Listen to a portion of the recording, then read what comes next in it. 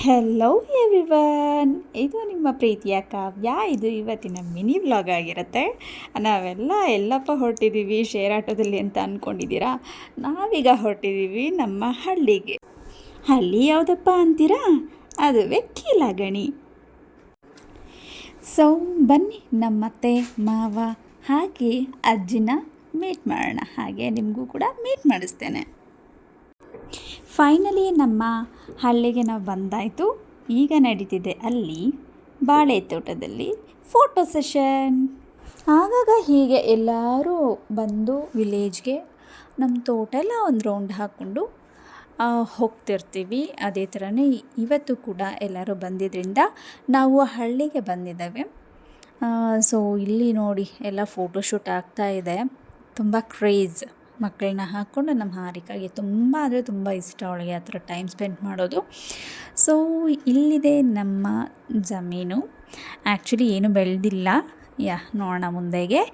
And ಹೋಗ್ತಾ ಇದ್ದೀವಿ to meet hour ಅತ್ತೆ ಮಾವ ಆ್ಯಂಡ್ ಅಜ್ಜಿ. ಎಸ್, ಹೋಗೋಣ ಬನ್ನಿ, ತೋರಿಸ್ತೀನಿ, ಮೀಟ್ ಮಾಡಿಸ್ತೇನೆ. ಇವರೇ ನೋಡಿ ಅತ್ತೆ ಮಾವ ಹಾಗೆ ಅಜ್ಜಿ.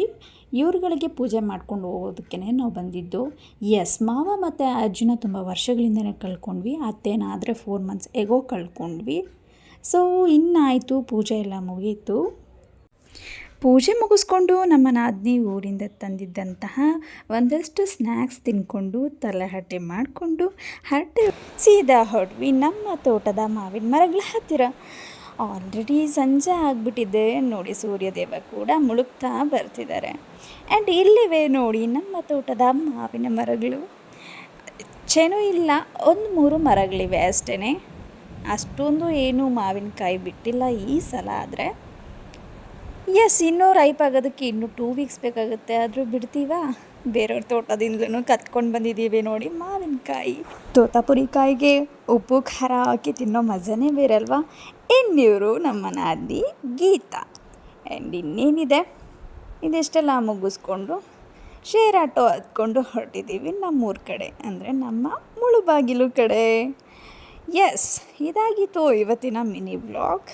ಇಷ್ಟ ಆಗಿರುತ್ತೆ ಅಂತ ಅಂದ್ಕೊಳ್ತೀನಿ. ಇಷ್ಟ ಆಗಿದ್ದರೆ ಪ್ಲೀಸ್ ಲೈಕ್ ಮಾಡಿ. ಹಾಗೆಯೇ ಇನ್ನೊಂದಷ್ಟು ವೀಡಿಯೋಸ್ಗೋಸ್ಕರ ನಮ್ಮ ಪೇಜ್ನ ಫಾಲೋ ಮಾಡಿ.